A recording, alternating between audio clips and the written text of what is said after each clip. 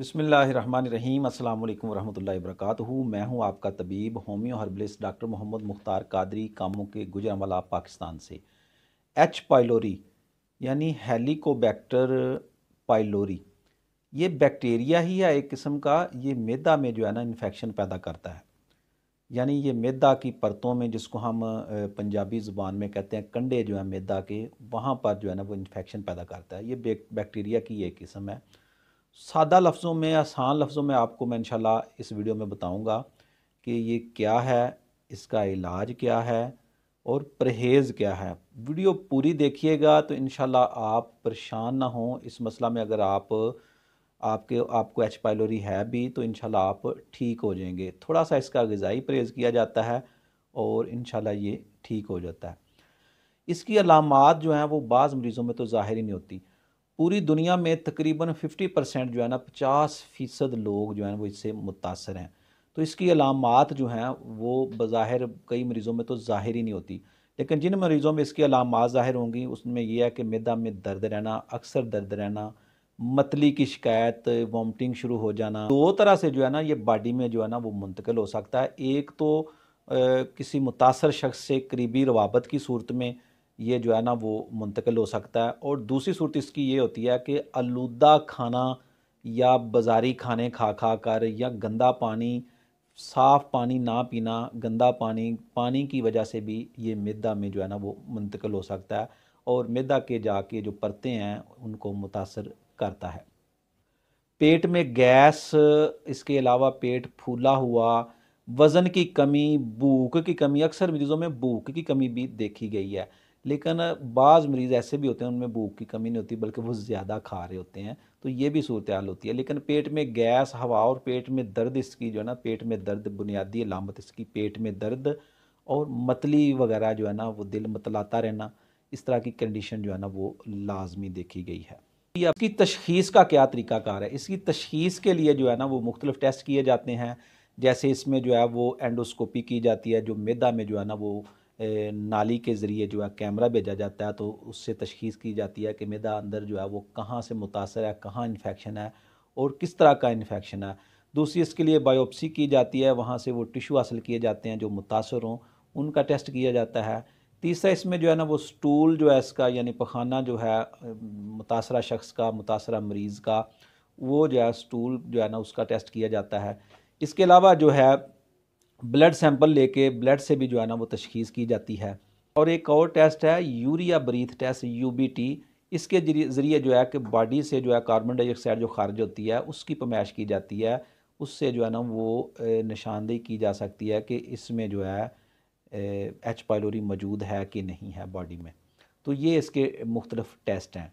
अब इसका जो है इलाज क्या है? तो इलाज के लिए जो एलोपैथिक अद्वियात हैं वो तो आपको पता ही हैं, मरीज़ों को जो दी जाती हैं, एंटीबैक्टीरियल मेडिसिन दी जाती हैं।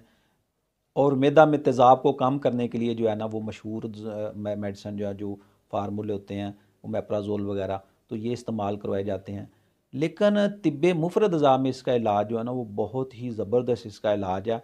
हम तिब्बे मुफ़रद अज़ा के मुताबिक आपको इसके बारे में ग़िज़ा भी बताएंगे और ये भी बताएंगे कि इसका इलाज क्या है, किस तरह इसका इलाज किया जा सकता है, कौन सी ग़िज़ाएँ खाएँ तो इसका इलाज जो है ना वो बेहतरीन तरीके से किया जा सकता है।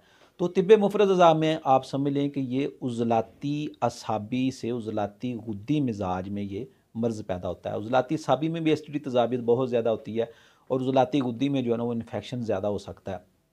तो अगर इसका इलाज ना किया जाए, तशख़ीस के बाद अगर प्रॉपर इसका इलाज ना किया जाए तो मैदा का अल्सर भी पैदा हो सकता है। ग़िज़ा जो है वो खाना खाने में प्रॉब्लम हो सकती है, ग़िज़ा जुज़्वे बदन नहीं बनेंगी, जज़ब नहीं होगी, मैदा में हज़म नहीं होगी।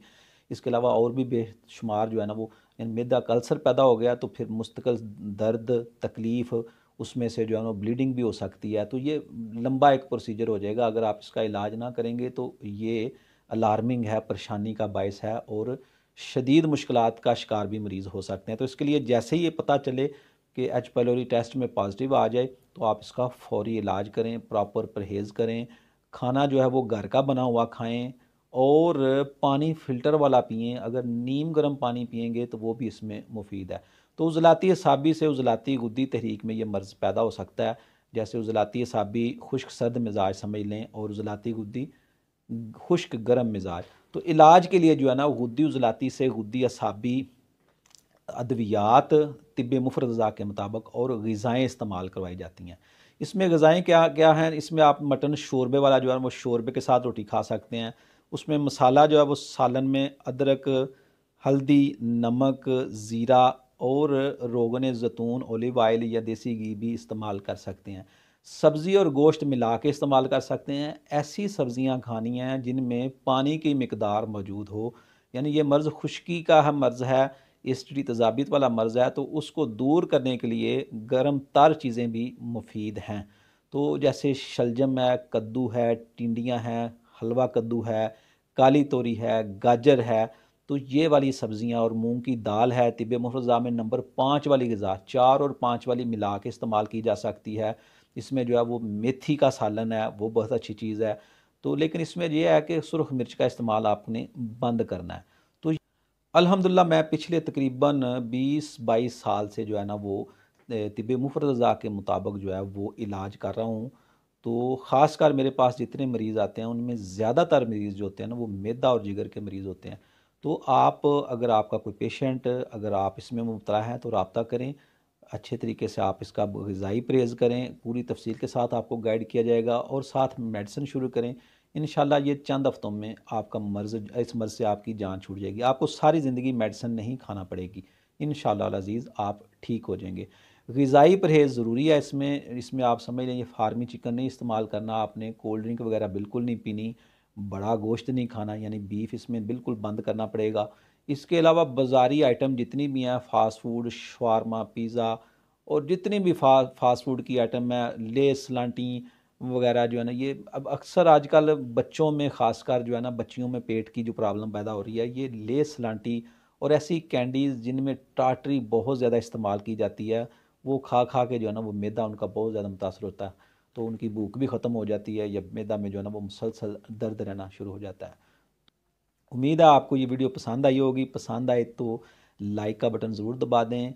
ये ऐसी वीडियोस जो होती हैं वो सदका जारिया होती हैं। ऐसी वीडियोस जो हैं वो अपने दोस्तों के साथ भी शेयर करें, मालूमाती वीडियो होती हैं।